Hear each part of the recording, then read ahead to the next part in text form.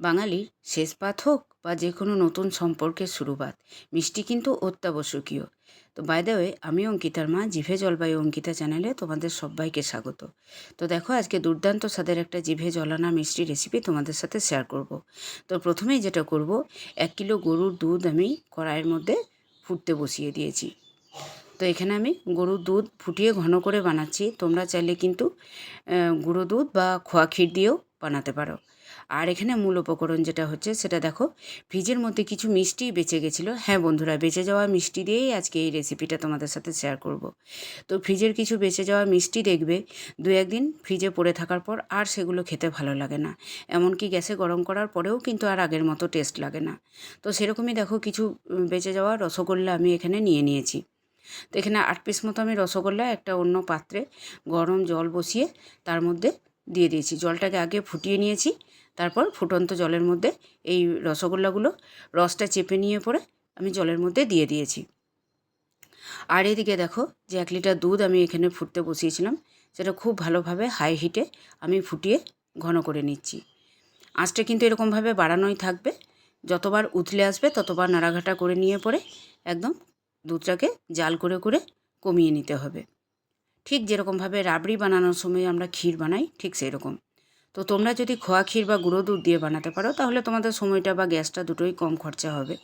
তো যেহেতু আমি দুধটা আগে ফুটিয়ে নিয়ে ঘন করে নিয়ে বানাচ্ছি, আর তোমরা যদি খোয়া ক্ষীর গুঁড়ো দুধ দিয়ে বানাও, সেক্ষেত্রে খোয়া ক্ষীরটাকে আগে গ্রেট করে নিয়ে অল্প একটু গরম জলের মধ্যে গুঁড়ো দুধ দিয়ে তারপর দিয়ে ফুটিয়ে নেবে, খুব ইজিলি হয়ে যাবে। তো দেখো, গরুর দুধটা আমি ফুটতে বসিয়ে দিয়েছি। আর এইদিকে দেখো, যে রসগোল্লাগুলো আমি গরম জলের মধ্যে দিয়েছিলাম, সেগুলো একটুখানি চামচে করে আমি এপিট ওপিট করে নিয়ে পরে ফ্লেমটাকে অফ করে দিলাম। আর দেখো, দুধটা খুন্তিতে করে খুব ভালোভাবে ফুটিয়ে ফুটিয়ে আমি ঘন করে নিচ্ছি। তোমরা লেয়ারটা দেখে বুঝতে পারছো, দুধটা যখন আমি দিয়েছিলাম কড়াইয়ের মধ্যে তখন কোথায় ছিল আর এখন লেয়ারটা কোথায় নামলো। মানে ঠিক 1 কিলো দুধ আমি 250 ml নামিয়ে নিয়ে এসেছি ফুটিয়ে ফুটিয়ে। এরপর এখানে বড় 3 টেবিল চামচের মতো চিনি এখানে দিয়ে দিলাম। তোমরা যদি মিষ্টিটা কম বেশি করতে চাও, সেক্ষেত্রে চিনিটা একটু কমিয়ে বা বাড়িয়ে নেবে। আর এদিকে দেখো, গরম জল থেকে রসগোল্লাগুলো ছেঁকে তুলে নিয়ে আবারও একটু ঠান্ডা জল দিয়ে চেপে চেপে ভেতরের সমস্ত রসটা আমি বের করে দিলাম, সমস্ত মিষ্টতাটা বের করে দিলাম আমি। আর এইভাবে হাতের মধ্যে চাপ দিয়ে দিয়ে চ্যাপটা চ্যাপটা করে আমি জল থেকে ছেঁকে অন্য একটা পাত্রে তুলে নিলাম। এরকমভাবে একবার বানিয়ে দেখবে বন্ধুরা। অনেক সময় ফ্রিজে থেকে যায় মিষ্টি, কেউ খেতে চায় না, সেক্ষেত্রে এরকমভাবে একটু বানিয়ে দেখবে, দুর্দান্ত লাগে। এমনকি বাজার থেকে কিনে আনা যে রসমালাই, তার থেকেও কিন্তু দুর্দান্ত লাগবে। আর দেখো, এখানে দুধটা অনেকটাই ফুটে ঘন হয়ে এসছে। ঠিক এরকম অবস্থায় আমি একটা এলাচ ফাটিয়ে নিয়ে দিয়ে দিলাম।